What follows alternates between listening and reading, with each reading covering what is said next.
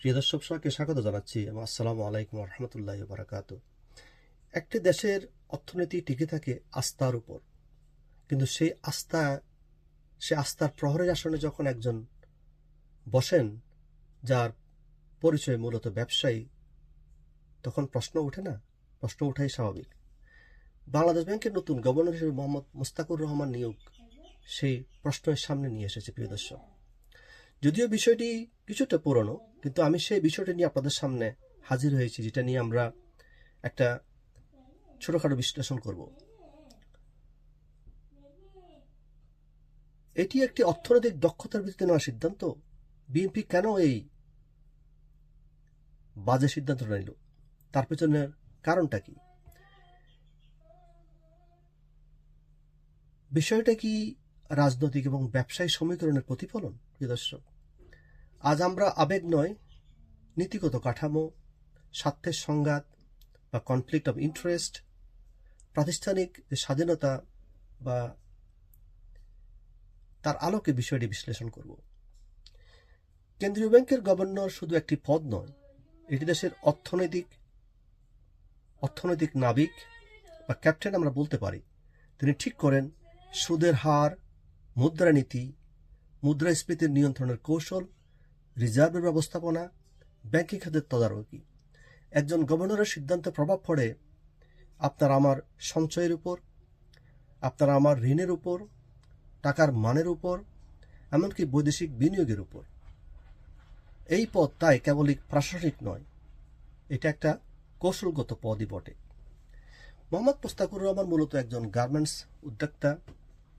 তিনি বিজিএম এর সদস্য। এছাড়া তিনি রিহ্যাব, আটাব, ডিসিসিআই এর সঙ্গে যুক্ত। রাজনৈতিকভাবে তিনি বিএনপির সাথে সম্পৃক্ত। তিনি সম্প্রতি অনুষ্ঠিত যে নির্বাচন হয়েছিল সেটা নির্বাচন কমিটির কেন্দ্রীয় কমিটির সদস্য ছিলেন বটে। এই প্রেক্ষাপটে প্রশ্ন উঠেছে, একজন সক্রিয় ব্যবসায়ী এবং রাজনৈতিকভাবে সম্পৃক্ত ব্যক্তি যখন কেন্দ্রীয় ব্যাংকের প্রধান হন, তখন কি স্বার্থের সংঘাত ঘটা কি স্বাভাবিক নয় কি? এটি ব্যক্তিগত যোগ্যতার প্রশ্ন নয়, এটা হলো প্রশাসনিক বা প্রাতিষ্ঠানিক আস্থার সংকট বা আস্থার প্রশ্ন। কেন্দ্রীয় ব্যাংকের মূল কাজ কি? ব্যাংক ও আর্থিক প্রতিষ্ঠানগুলোকে নিয়ন্ত্রণ করা, ঋণ খেলাপি, তারল্য সংকট, আর্থিক অনিয়ম এসব বিষয়ে কঠোর অবস্থান নেওয়া। তো প্রিয় দর্শক, যে বিষয়টি হলো, যে মানুষ ট্রাস্ট ব্যাংক থেকে 100 কোটি টাকা ঋণ নিয়েছেন এবং সেই টাকা এখনো পরিশোধ করেননি, 2% ডাউন পেমেন্ট দিয়ে তিনি ঋণ খেলাপি থেকে মুক্ত রয়েছেন, সেই ব্যক্তি কিভাবে ঋণ খেলাপিদেরকে নিয়ন্ত্রণ করবেন? বাংলাদেশে ঋণ খেলাপি আওয়ামী লীগের 15 বছর শাসন আমলে ছিল 2 লক্ষের উপরে। গত 18 মাসে অপদার্থ ইউনিট সরকার আমলে সেই ঋণ খেলাপির সংখ্যা হয়ে দাঁড়িয়েছে 6 লক্ষের উপরে। প্রিয় দর্শক, একবার ভাবুন তো, যারা আপনাকে স্বৈরাচার বলেন, ফেসিস্ট বলেন, তাদের 17 বছরে বা 15 বছরে যেখানে 2 লক্ষ ঋণ খেলাপি ছিল, সেই ঋণ খেলাপি গত 6 মাসে বা গত 18 মাসে সেটা বৃদ্ধি হয়ে গেল 6 লক্ষের উপরে। এবং বর্তমানে যে গভর্নর নিয়োগ দেওয়া হয়েছে, তিনি সেই ঋণ খেলাপিরই একজন। যে ব্যক্তি ঋণ খেলাপি, সেই কিভাবে ঋণ খেলাপিদেরকে নিয়ন্ত্রণ করবেন? আমরা তার কাছ থেকে কি প্রত্যাশা করতে পারি? এখানে একটা বিষয় স্পষ্ট, সেটা হলো, যদি কোনো ব্যক্তি নিজের ব্যবসায়িক খাতে সক্রিয় অংশ হয়ে থাকেন, আর যদি অতীতে কোনো ব্যাংকের সঙ্গে আর্থিক বিরোধ বা ঋণ সংক্রান্ত প্রশ্ন থেকে থাকে, তাহলে বাজারে স্বাভাবিকভাবে প্রশ্ন উঠবে, গভর্নরের অবস্থান হতে হবে এমন যেখানে ব্যক্তিগত ও পূর্ব সম্পর্কের প্রভাব নিয়ে কোনো সন্দেহ না থাকে। কিন্তু উনি কি সন্দেহের ঊর্ধ্বে? কারণ তিনি তো ব্যাংক থেকে 100 কোটি টাকা ঋণ নিয়েছেন এবং সেই ঋণ এখনো ফেরত দেননি। কারণ কেন্দ্রীয় ব্যাংকের সবচেয়ে শক্তি হলো বিশ্বাসযোগ্যতা। কিন্তু বর্তমানে এই যে গভর্নর নিযুক্ত হয়ে, তার কি সেই বিশ্বাসযোগ্যতা রয়েছে?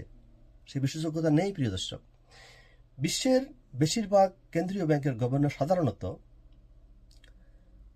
হয়ে থাকেন অর্থনীতিবিদ, কেন্দ্রীয় ব্যাংকার, দীর্ঘ আর্থিক নীতি নির্ধারণী অভিজ্ঞতা সম্পন্ন ব্যক্তি। কারণ মুদ্রানীতি অত্যন্ত জটিল বা কমপ্লেক্স।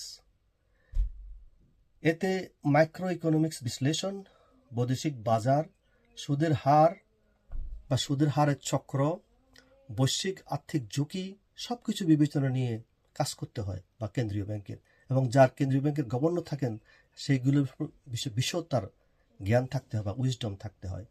এটি কেবল ব্যবসায়িক অভিজ্ঞতার বিষয় নয়, এটি একটি সামষ্টিক ও অর্থনীতির গভীর বোঝাপড়ার বিষয় বটে।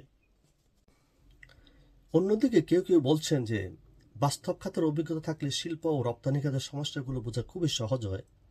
ব্যবসায়িক বাস্তবতা জানা থাকলে নীতি প্রয়োগে বাস্তবসম্মত সিদ্ধান্ত আসতে পারে। এই যুক্তি একেবারে উড়িয়ে দেওয়া যায় না। কিছুটা বিশ্বাসযোগ্যতা রয়েছে সেখানে, কিন্তু মূল প্রশ্ন অন্য জায়গায়। কেন্দ্রীয় ব্যাংক কি নিয়ন্ত্রক প্রতিষ্ঠান নাকি উন্নয়ন প্রণোদক প্রতিষ্ঠান? এর মূল ভূমিকা তদারকি এবং স্থিতিশীলতা নিশ্চিত করা। প্রিয় দর্শক, অর্থনীতিতে সংকেত খুব গুরুত্বপূর্ণ বিষয়।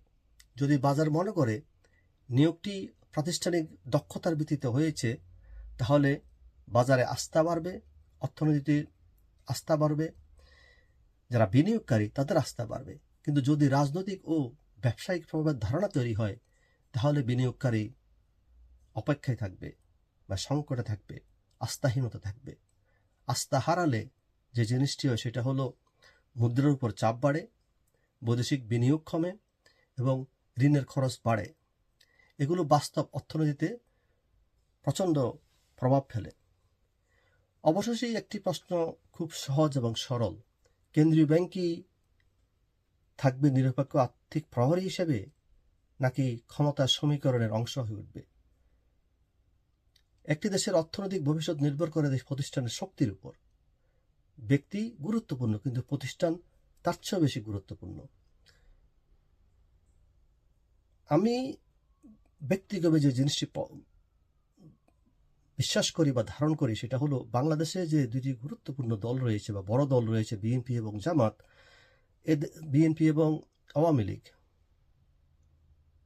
তাদের দলের ভিতরে অনেক বিজ্ঞ ব্যক্তি রয়েছেন, অর্থনীতিবিদ রয়েছেন, প্রফেসর রয়েছেন, যাদের বিশাল অভিজ্ঞতা রয়েছে অর্থনীতির উপরে এবং